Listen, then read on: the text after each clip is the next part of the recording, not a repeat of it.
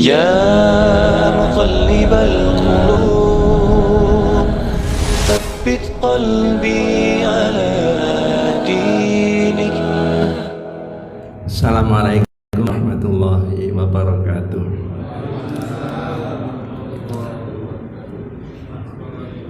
Alhamdulillahilladzi arsala rasulahu bil huda wa dinil haq liyudhhirahu 'ala dini kullihi wa kafa billahi syahida. Allahumma shalli wa sallim wa barik ala Muhammad wa ala alihi wa ashabi ajmain. Jamaah salat maghrib rahimakumullah. Kalau kita lihat kalender ya, penanggalan, ternyata kita sekarang ini sudah berada di bulan Rabiul Awal 1440 Hijriah. Saya kaget kemarin tuh dihubungi takmir Masjid Khotijah. Kenapa kaget? Minta jadwal terawih dan subuhan Ramadan. Saya kaget, apa Ramadan itu sudah dekat gitu loh.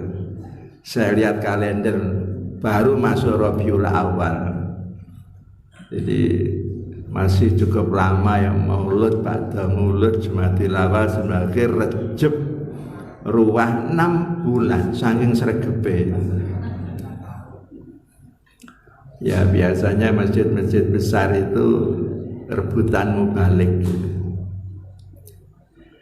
Terkait dengan Rabiul Awal ya, yang lebih dikenal dengan bulan Maulid. Bukan Maulud. Maulid itu hari kelahiran. Kalau Maulud orang yang dilahirkan. Jadi yang betul Maulid. Saya ingin menyampaikan kajian tentang lebih mengenal pribadi Nabi kita lewat doa-doa yang sering beliau panjatkan kepada Allah. Kenapa kok lewat doa? Doa itu curahan hati seseorang yang paling dalam. Jadi curhat kepada Tuhan. Untuk mengenali pribadi seseorang itu bisa melalui doa yang dia sering pakai. Dan Nabi itu ngajari kita untuk suka berdoa. Ada hadis mengatakan gini, Innallaha yuhibbul mulihina fid du'a. Kata Nabi, Allah itu menyenangi, menyukai doa yang diulang-ulang. Pagi yaitu doanya, siangnya gitu, sorenya, malamnya diulang-ulang itu. Biasanya setan itu yang ganggu, iblis itu. Napa ndonga ngono maneh, mau tas njaluk ngono. Itu setan itu. Allah itu sangat berbeda dengan kita ya. Kita itu kalau dimintai seseorang beberapa kali itu kan sebel ya. Pertama memberi, mesti kedua itu mencela, maido itu bolak-balik sampean maneh. Ketiga biasanya tidak memberi. Kalau Tuhan tidak, justru berkali-kali diminta itu Tuhan menilai orang ini butuh banget kepada saya itu. Biasanya malah justru terakhir itu diberi oleh Allah itu. Sejauh mana dia itu punya hasrat keinginan untuk saya beri, saya tolong itu. Dan Quran sendiri memang menyuruh kita untuk berdoa dengan janji dipenuhi. Mana ayatnya? Ud'uni astajib lakum. Nah kalau yang nyuruh berdoa itu Allah, masa Allah tidak berjanji memenuhi lah, napa ngongkon donga itu. Pernah tuh sudah kita kaji, tidak ada doa yang tidak dipenuhi oleh Allah itu. Cumanya itu bisa ditunda, bisa bentuknya diganti gitu. Jadi tidak ada yang tidak diterima oleh Allah itu. Oke, terkait dengan mengkaji pribadi Nabi lewat doa ini, ada sebuah perintah dari Allah sendiri agar kita ini suka bersolawat kepada Nabi. Sholawat artinya memuji. Itu di surat Al-Ahzab. Innallaha wa malaikatahu yusholluna ala nabi. Sesungguhnya Allah dan para malaikatnya bersolawat memuji kepada Nabi. Ya ayyuhalladzina amanu, hei orang-orang yang beriman. Beriman kepada siapa? Allah dan malaikatnya. Shallu alaihi wasallimu taslima. Ayo kalian juga bersolawat kepada nabiku, ucapkan salam yang banyak kepadanya. Logikanya ya, Allah yang kita imani dengan malaikatnya itu memuji Nabi. Masa kita enggak? Kan lucu itu. Jadi sholawat itu diperintahkan oleh Allah. Ada hadis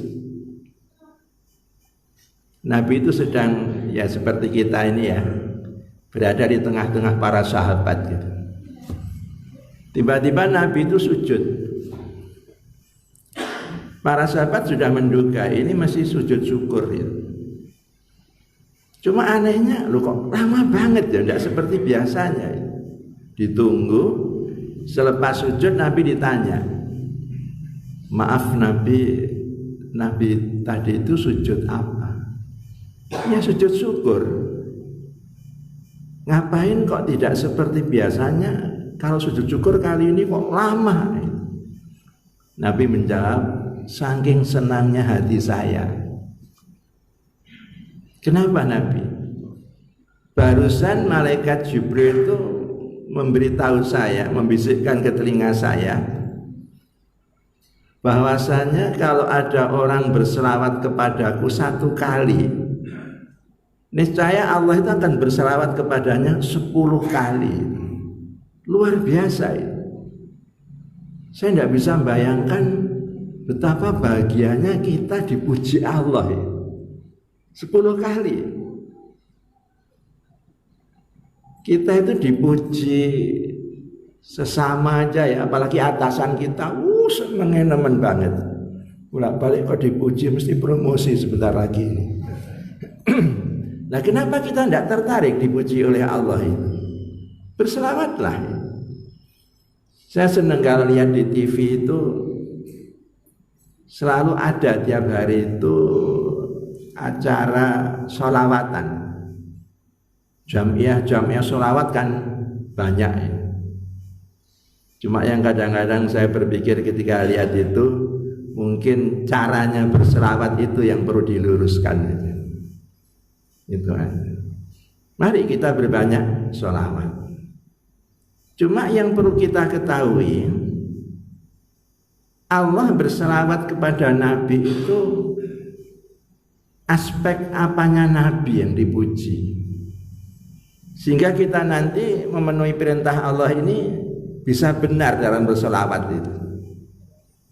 Ternyata Nabi kita disolawati Allah dan malaikat itu karena akhlaknya, bukan karena faktor lain, bukan karena kepandaiannya, bukan karena kekayaannya, bukan karena ketampanannya, enggak. Akhlak. Saya akan pernah menerangkan, kalau Nabi itu dipuji karena aspek ilmunya, ya salah. Waktu itu saya mengatakan ilmunya para Nabi itu setara. Saya tidak bilang sama, setara itu sebanding. Podo-podo oleh wahyune. Ya ibarat sarjana itu punya profesi keahlian di bidang masing-masing. Kalau Nabi Isa itu kepandaiannya di bidang apa, ketabiban gitu. Kalau Nabi Musa itu kalau istilah selain mukjizat itu sihir itu. Beliau diberi mukjizat yang bisa mengalahkan sihir-sihir itu. Kalau Nabi Muhammad itu akhlaknya, bukan karena ilmunya, bukan karena hartanya, meskipun kita tahu Nabi kita itu kaya, tapi kekayaannya Nabi kita itu dibandingkan Nabi Sulaiman ya bukan apa-apa itu. Mana ada Nabi bahkan manusia sekaya Nabi Sulaiman, putra Daud yang terkenal itu, King and the Prophet. Bisa bicara sama hewan, bisa memerintah angin, bisa menguasai peri, hantu, segala jin itu bisa. Saya tidak bisa membayangkan umpama kita punya ilmu gitu kira-kira ya apa ya. Mungkin sugih nang dukun-dukun golek jimat ngono lho. Nabi Sulaiman tuh luar biasa. Jadi nggak benar kalau Nabi kita itu dipuji karena kekayaannya, meskipun Nabi itu kaya. Nabi kita itu kaya. Ayatnya apa? Apalah? Surat Ad-Duha ayat 8. Wa wajadaka ailam fa'aghna, itu loh. Kaya. Atau karena aspek ketampanannya. Silakan baca hadis. Syakhsiah Nabi itu diterangkan mulai rambut, jidat, alis, mata, hidung, dagu, caranya berjalan, tampan. Tampan. Ada yang pernah menyaksikan Nabi langsung, melihat?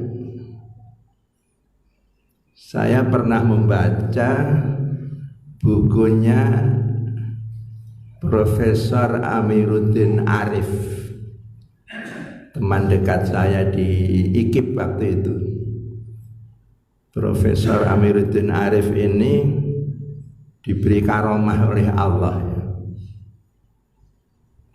Bukunya itu percikan pengalaman rohaniyah haji tahun 1985.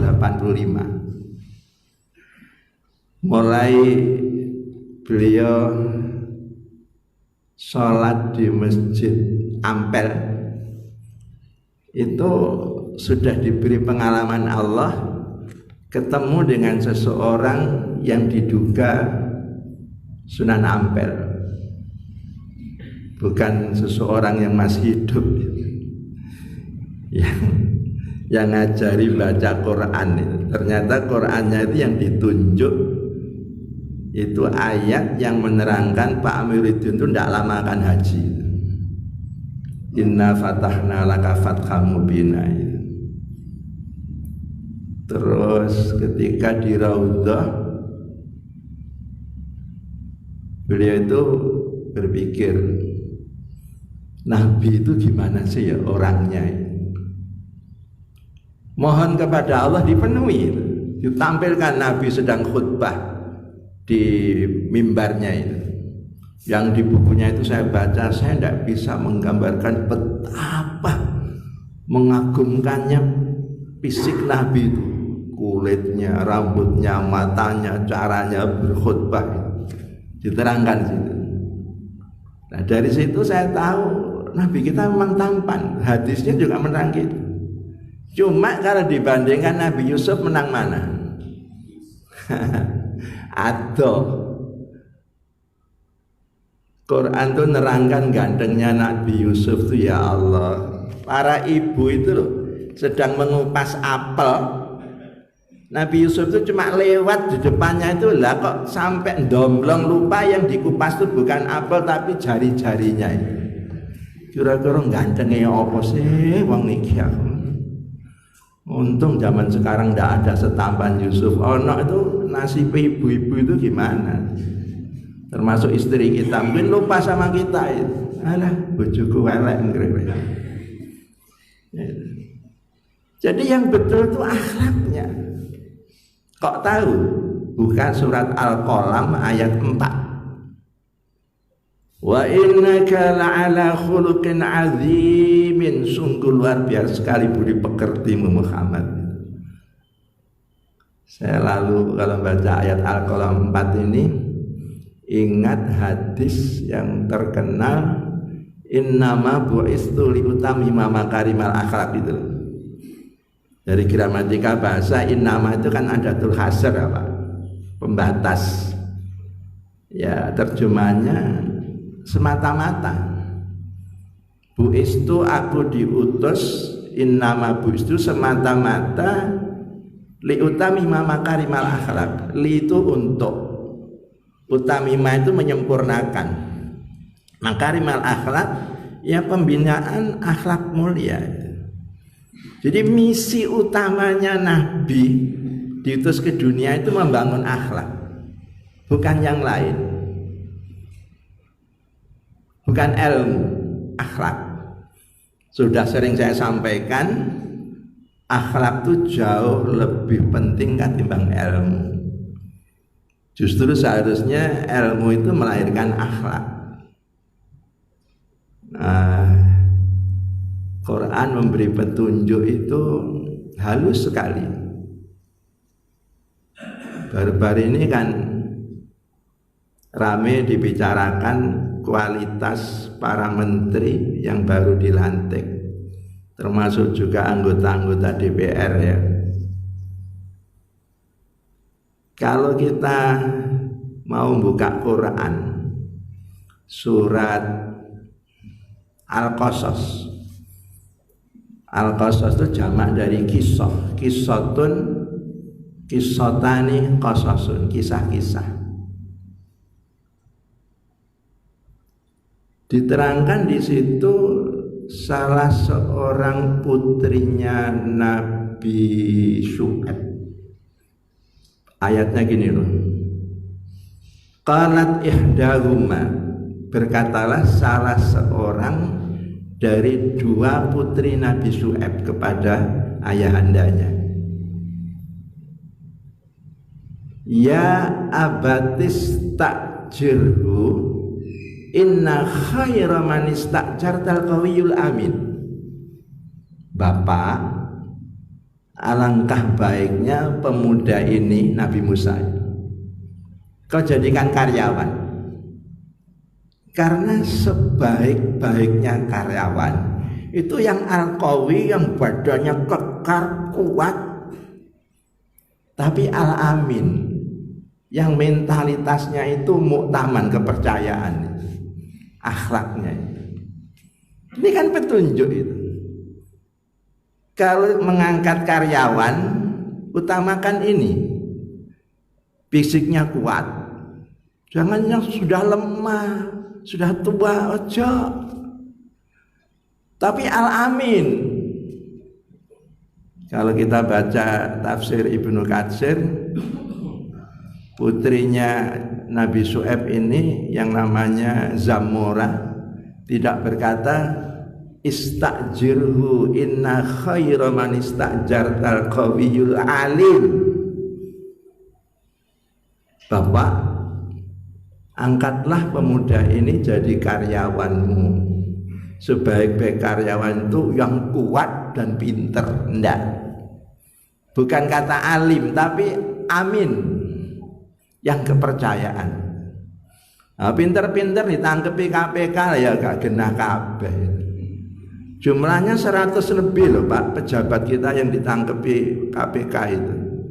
Sampai akhirnya KPK rodok dibatasi sekarang itu ya. Nggak saya teruskan itu, nanti jadi masalah.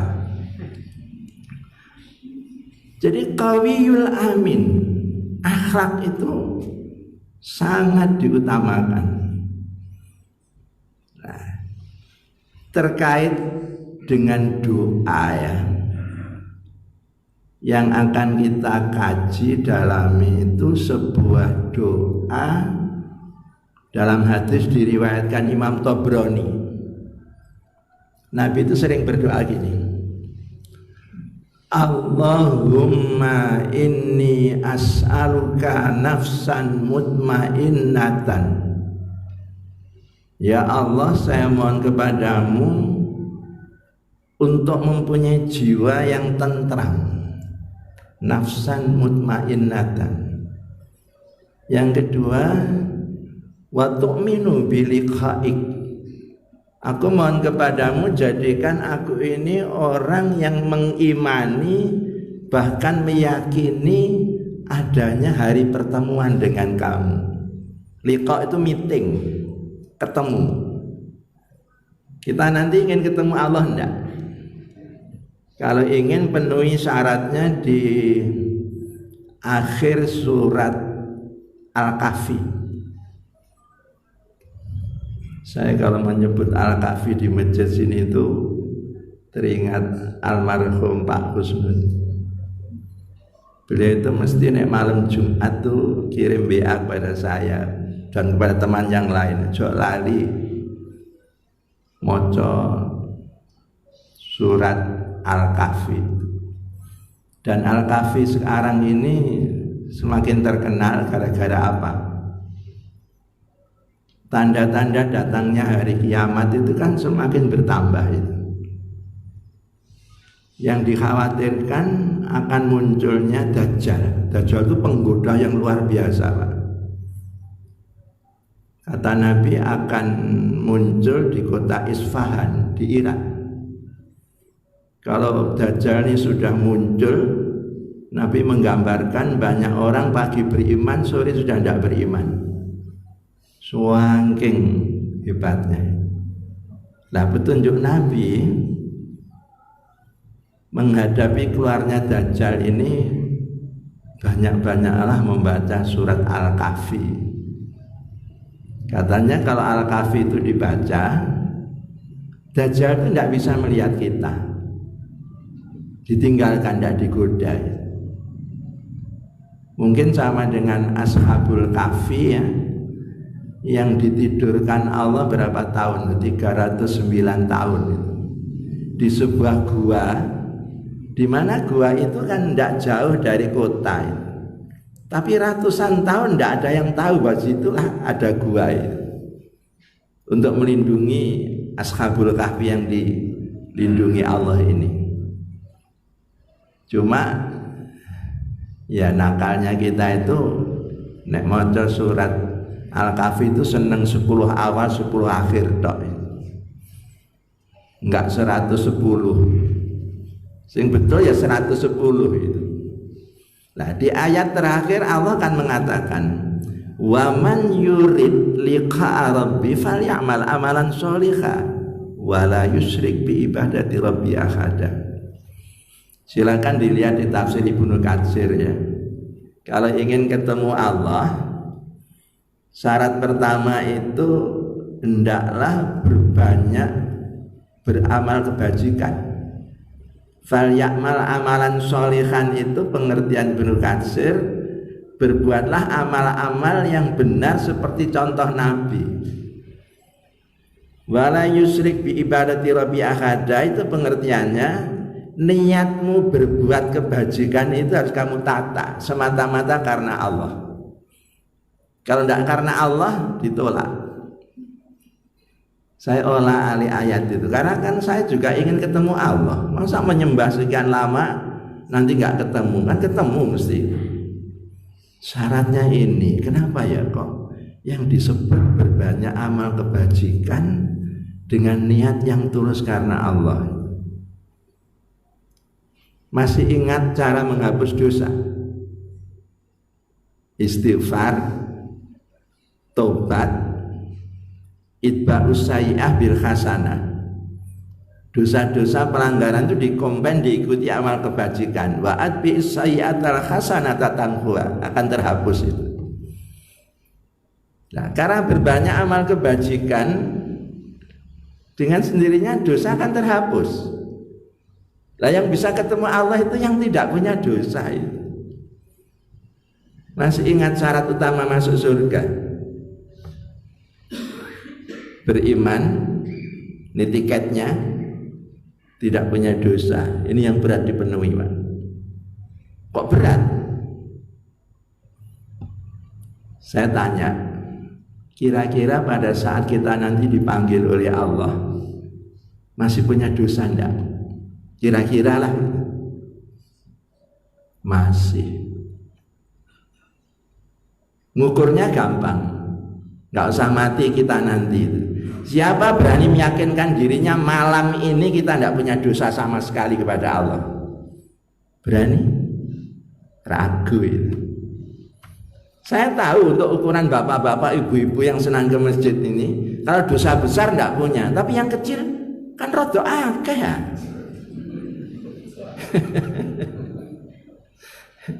Ya walaupun kecil, nek akeh kan menjadi besar.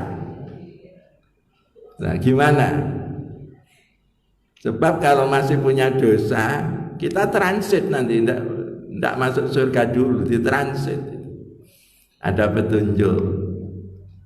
Kita ini umumnya diberi anak dengan mudah oleh Allah.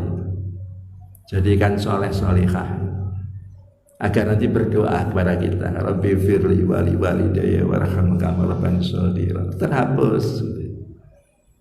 Sebab terus terang ya, kalau bukan anak kita yang doakan kita itu siapa sih? Saya akan sering mengatakan jujur-jujuran saja. Teman-teman sejamaah gini ini kalau kita mati doakan kita terus? Enggak. Ya nek diundang selamatan tok itu Al-Fatihah baru ndonga. Sampai ngelirik berkate biasanya. Ya tak? Jujur saja lah. Yang doakan kita tuh anak kita. Kenapa tidak kita jadikan anak soleh-solehah itu? Saya pernah berpesan, masukkan anak-anak kita itu sejak awal ke sekolah Islam, ke pesantren, ke pondok. Dulu pesantren pondok kan dianaktirikan. Kalau ke pondok nanti gimana kemampuan ilmu umumnya katanya. Sekarang banyak yang disebut dengan boarding school, bahkan pakai kata international boarding school itu. Ibtidaiyah kita, sanawiyah kita, aliyah kita itu sudah setara dengan SD, SMP, SMA. Soal nanti perguruan tingginya mau jadi sarjana apa silahkan, tidak mengkhawatirkan itu. Kalau tidak rugi kita nanti. Wes anaknya didik gandungakno pisan. Aduh, wes ngono rebutan bondo sing ditinggali bapake, walah. Bukan salah anak dilahirkan, yang salah yang melahirkan. Nah kalau sudah itu punyailah shadaqatun jariyah, waqfun jariyun. Ketiga, ilmu yang bermanfaat, aman, mati dosa masih banyak itu. Dengan tiga ini terhapus Pak. Datang kiamat sudah langsung ke surga, liqah berjumpa dengan Nabi. Dengan Allah Pak Nabi. Itu maksudnya ayat wa man yurid liqa'a rabbih falyamal amalan sholihah wa la yusyrik bi ibadati rabbi ahada. Kita sekarang di masjid gini ini ya. Ini kan amal kebajikan yang luar biasa itu. Tanpa minta ampun tuh otomatis dosa kita itu dihapus. Umpama ditunjukkan kira-kira gak gelem oleh masjid terus gitu. Ngoten niku nggih termasuk sing ngantuk napa? Termasuk. Loh ada yang tanya gitu. Termasuk itu. Lah nek sing ngantuke di sepuro apa maneh sing gak? Kabeh sing ora senden, sing gak ora senden padha. Iya.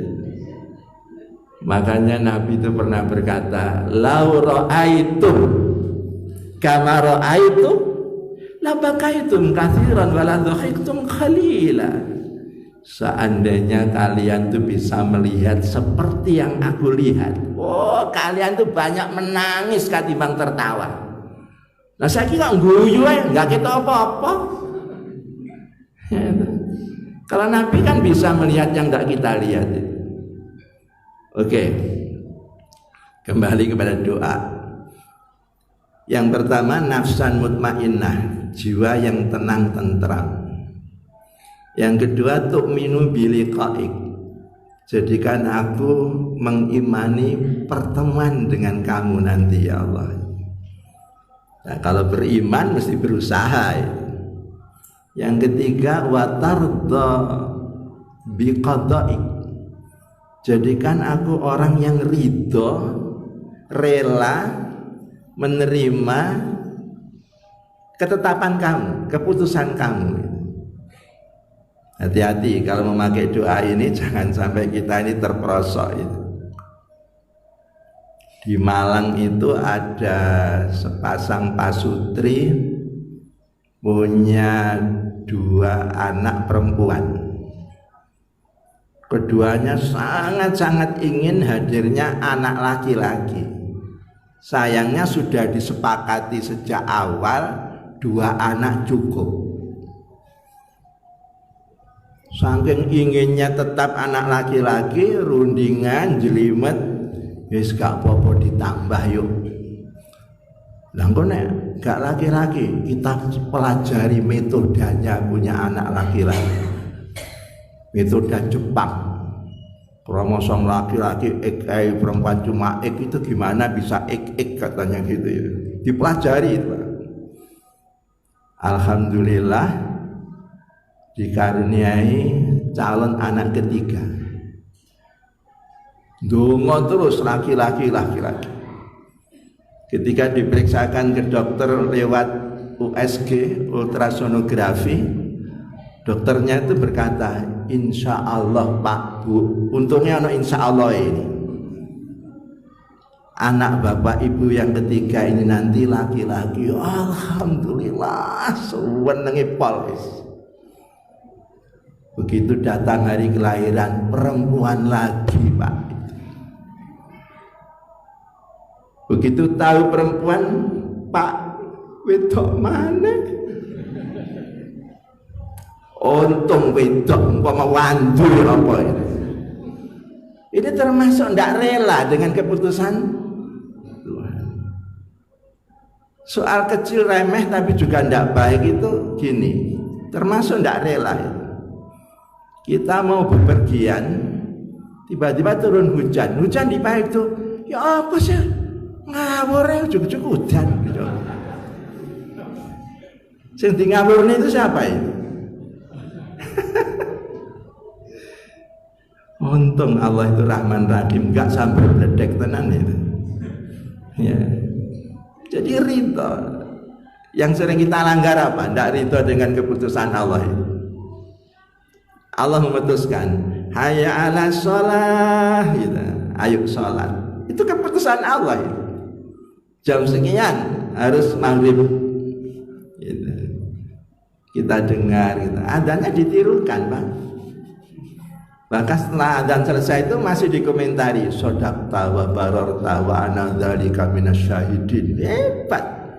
Kau benar muadzin dan kau telah berbuat baik. Saya termasuk yang menyaksikan kebenaran seruanmu. Tapi gak sholat, Pak.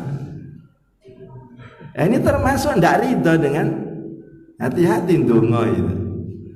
Yang terakhir, watakna'u bi'ataik. Takna'u qana'ah, satisfied.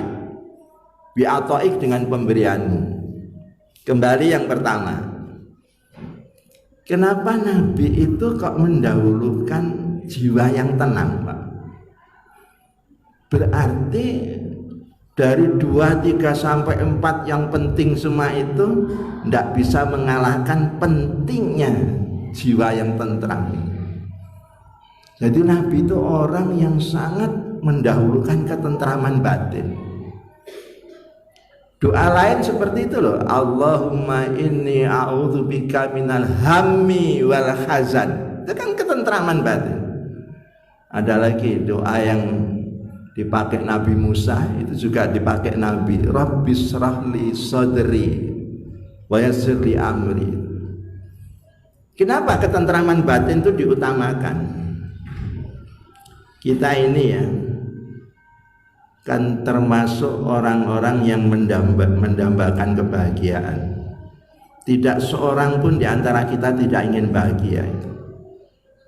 Cuma begitu masing-masing ditanya, kamu tuh akan bahagia kalau bagaimana?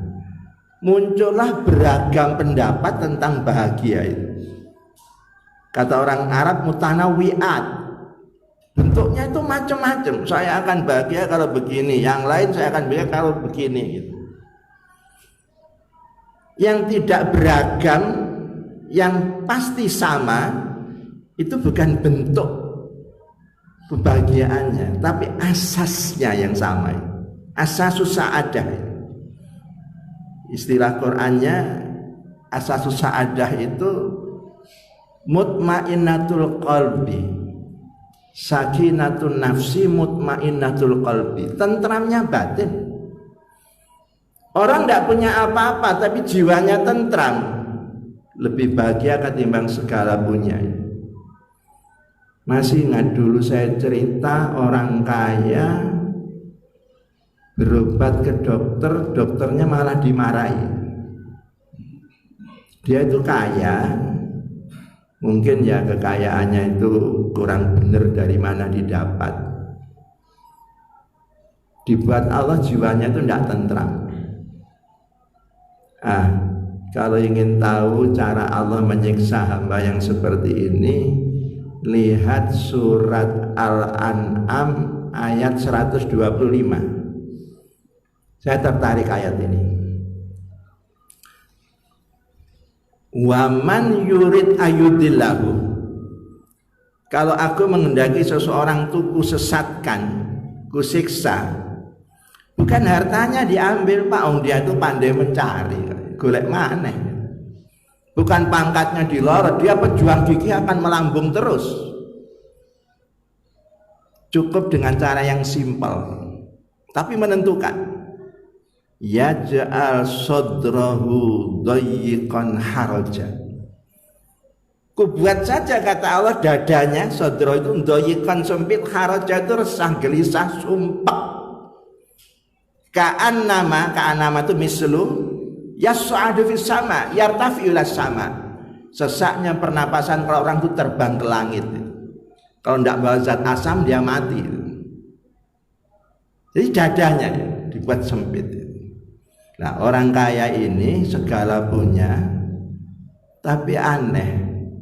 Dalam keadaan capek, letih, lelah, badan diempaskan di kasur yang empuk, ultra super spring bed itu, kelop tuh nggak bisa tidur sampai menjelang subuh.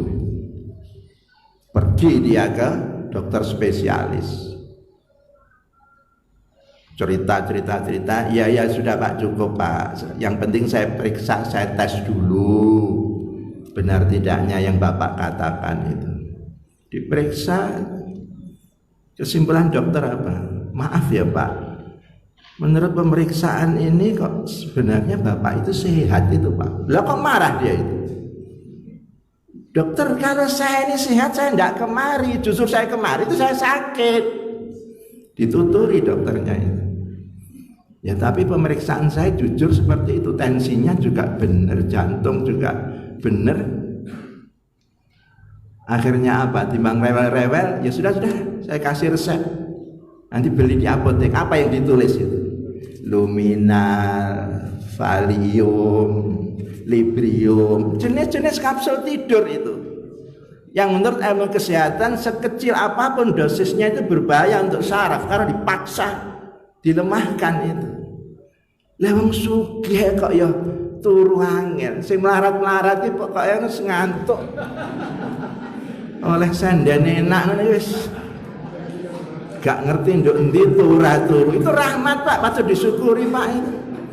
Nanti kadung dijadikan orang mecicil gak bisa turu malah belaen itu. Orang itu capek bisa tidur hilang, Pak, marah-marah bisa tidur hilang. Tidak ada orang tidur marah-marah itu Pak. Itu rahmat itu. Coba seperti itu. Jadi asasnya itu memang tentram. Makanya Nabi dahulukan. Nah sekarang permasalahannya, kalau Nabi mengutamakan ketentraman, gimana caranya mendapatkan ketentraman ini? Coba dibuka Quran surat Ar-Ra'd, petir. Ayatnya 28. Petunjuk Allah, alladzina amanu wa tatmainnu qulubuhum bi dzikrillah. Ala bi dzikrillah tatma'innul qulub. Orang-orang yang beriman, mereka itu memiliki hati jiwa yang tentram. Ketahuilah, dengan banyak zikir kepada Allah menenteramkan hati. Allah itu iklam, ketahuilah, bi dzikrillah tatma'innul qulub. Beriman melahirkan banyak zikir. Kuat zikir melahirkan ibadah. Ini satu kesatuan. Iman, zikir, ibadah. Yang ingin tentram itu. Tentunya kalau ada petunjuk ibadah, jauhi pelanggaran kemaksiatan. Di dalam hadis yang diriwayatkan Imam Ahmad, Nabi itu mendefinisikan mahwal ismu. Ismu pakai sa, bukan sin ya. Kalau ismu itu name, nama. Kalau al ismu adzambu wal jarom, dosa. Mahwal ism, yang namanya dosa itu apa tuh? Katanya Nabi, maha kafi sodrika wa karihta ayat toli alainas. Sesuatu yang tergores dalam jiwamu dan kamu selalu tidak ingin diketahui orang, goresan dalam hatimu itu mesti kita sembunyikan. Orang punya hutang ya, dan nakal dia, janjinya selalu dilanggar, ditagih bulet ya. Satu saat ketemu dengan yang ngutangi di jalan itu, baru ketahuan dari jauh yang ngutangi itu, langsung Pak cari gang kecil, dia itu lari itu. Takut itu. Orang punya kesalahan itu hatinya tidak tentram, melahirkan perbuatannya itu tidak tulus, tidak apa adanya, serba salah. Jauhi dosa. Sampai ada hadis, innal abda la yuhramu rizqu bidzambi yusibu. Sesungguhnya gara-gara pelanggaran al-ism, dosa, rezeki seseorang itu dicabut oleh Allah. Innal abda la yuhramu rizqu, pakai la itu pasti itu akan diambil rezekinya bidzambi yusibu, karena dosa-dosa yang dia lakukan. Masih ingat macam zikir? Lesan, hati, perbuatan. Lah, karena tiga macam ini terdapat di dalam ibadah yang disebut sholat, maka sholat itu zikir yang tertinggi dari segala zikir. Aqimis sholat ali zikri. Makanya Nabi itu sangat kita kenal orang yang sangat-sangat menyenangi sholat. Inna qurrata aini fi sholah, kata Nabi, kesejukan jiwaku, pandanganku itu waktu aku sholat. Saya pernah mengatakan, tidak ada keterangan di Quran, ini yang wadah tentram itu, durung rampung itu.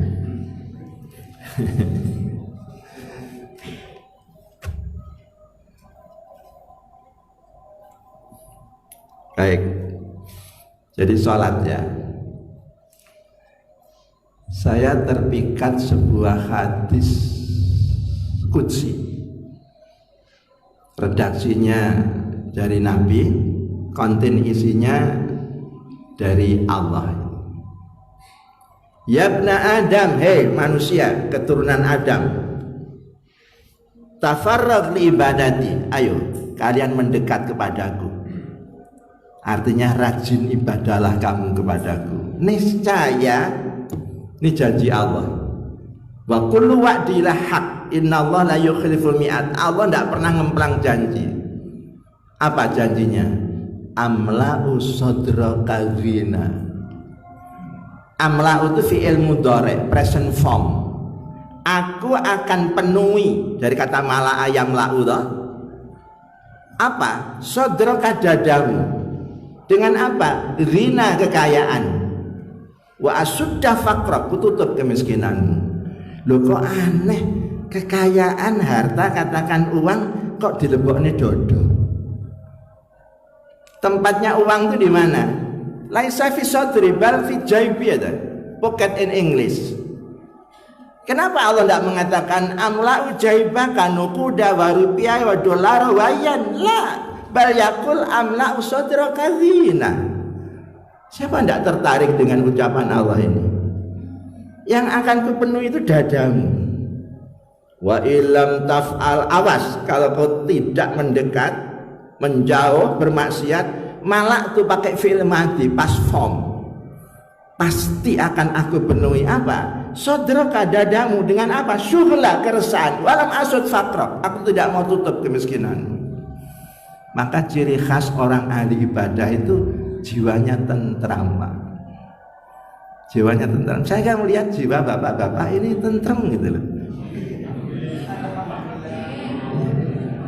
Lah ahli masjid itu. Dari mana saya tahu? Wajahnya itu bisa dibaca, Pak. Dalamnya laut bisa diduga, dalamannya hati siapa tahu. Biwasilatil wajhi na'rif, dari wajah tahu. Kalau wajahnya itu bahasa satul wajh, bahasa Inggrisnya smiling face, itu pasti hatinya sedang berbunga-bunga, Pak. Tentram, seneng. Tapi kalau abusul wajh, murang, itu pasti hatinya sedang berdaun-daun, kemersek. Ya lawannya berbunga-bunga, ya berdaun-daun. Nah, biwasilatil wajhi. Jadi ibadah biar tentram itu. Sampai Nabi itu mengingatkan, rumah itu jangan dijadikan kuburan. Bacalah Quran di rumah, itu zikir kedua. Sholat sunat itu yang baik di rumah. Jangan semuanya sholat itu di masjid, dibagi. Yang sunat itu di rumah, agar rumah itu jannati baiti itu loh, baiti jannati itu loh. Jadi tentram dengan banyak ibadah kepada Allah itu. Jangan dikomentari tak jajale sih loh, Gusti Allah dijajal. Menyikapi agama itu berkali-kali saya utarakan tidak sama dengan menyikapi ilmu. Ilmu itu produk akal, Pak. Akal itu sehebat apapun punya banyak kelemahan. Maka siapapun ilmuwan akan sepakat mengatakan kebenaran ilmu itu relatif. Naif, nisbi, semu, maya, temporer, tidak absolut mutlak. Yang punya kemutrakan kebenaran itu agama, karena agama bukan produk akal, bukan rasio produk, tapi revelation produk. Berasal dari Tuhan, Tuhan yang sempurna, dari sumber yang sempurna melahirkan kesempurnaan. Maka menyikapi agama dengan menyikapi ilmu itu berbeda. Sayangnya banyak ilmuwan terbiasa berpikir ilmiah, sekarang agama itu disikapi seperti ilmu, keliru. Kalau menyikapi ilmu itu startnya berangkatnya tak percaya, Pak. Kapan percaya? Dibuktikan dulu. Test and retest, check and recheck. Iya, Pak. Tapi kalau agama terbalik, justru startnya itu percaya.